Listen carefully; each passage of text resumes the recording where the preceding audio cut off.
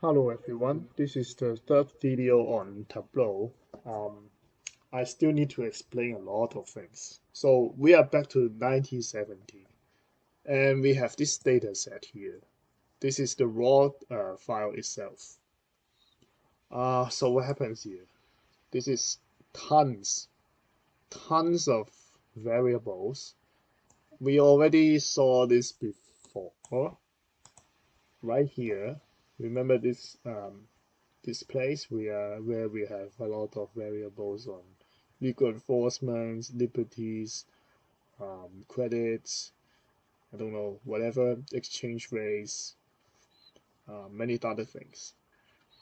This is just because I'm not gonna upload this to YouTube and GitHub and so on, but this is just to demonstrate what actually happens here. So, of course, this is not 1970 because there are many other countries that weren't even around in 1970. There's no United Germany in 1970, right? And come on, Hong Kong SAR, are you kidding me? There wasn't a Hong Kong SAR in 1970. But anyway, this is what it is. There's not even Russia actually. There was Soviet Union, right? So it's just made up stuff. But you can see a lot of numbers, right? Of course, this is all made up. Anyway, this is point one. Point two, how to save. So this is very important too.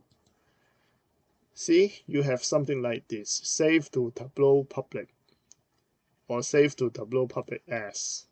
Why? Because you need to sign in.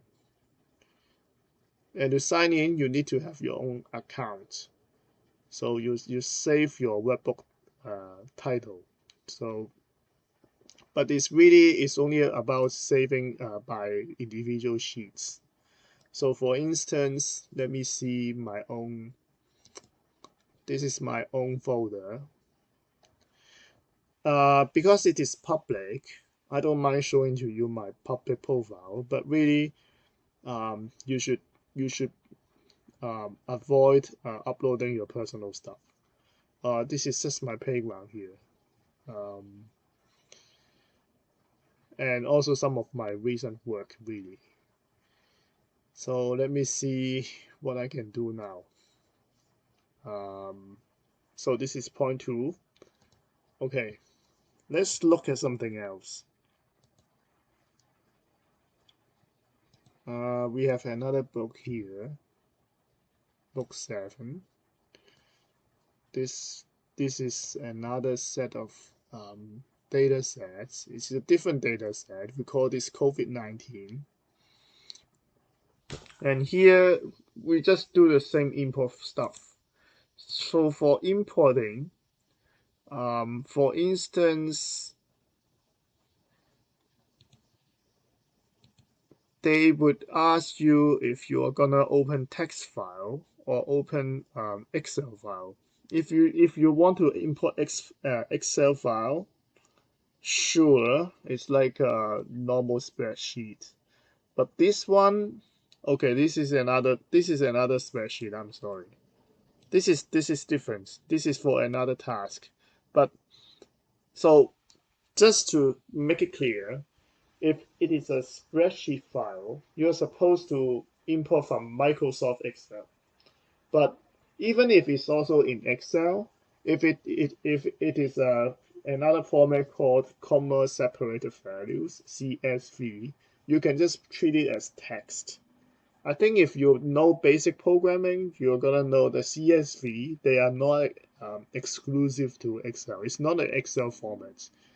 CSV is like you can just use any computer without Microsoft Excel to open CSV files, right? But it's all the same. As long as it's a spreadsheet-ish file, doesn't matter if it is a spreadsheet or CSV. Okay, let me just continue. The COVID-19, this kind of, again, sort of made up, but it's also based on some real data scraped from the web, as you can imagine. So we have something different. Just now we had 1970 Soviet Union and stuff, but now we have COVID-19. They like daily figures of confirmed cases. So in 2021, it peaked somehow and just to go down and go up again. All right. So we have the summation of confirmed cases. Of course, this is a accumulation of numbers. You don't just calculate separate figures every day and call it that day. No, it's gonna just pile up, right? And for dates, we can display on a daily basis, right? Or otherwise, you can do monthly, right? Or you can do yearly. Of course, there's gonna be somewhat downward trend, but we don't do it like this. Or maybe you can do let's say weekly, right? But daily is kind of again, it depends on what you want, right? So this is my point 3. Let me continue. So we want to do forecast. If we have stuff like dates, day, week, month, then we can do forecast. And we can check out forecast options. So you can set how many days you want to do forecast. You can do something else, not just 30 days. It could be something else, right? Or you can just fill in missing values with zeros. It's just like back in 1970, we had some missing data and so on. It doesn't matter if you always have some missing data. You can just fill up with zeros and so on, or just treat it as maybe it's gonna be some outlier data, but you don't always read everything. So it's okay somehow. It's just a little bit. It's more like about your methodology. It's not so much about actual figures, right? So after you do the forecast, you can have these. Of course, we know what happened in 2021, but this is again just an example.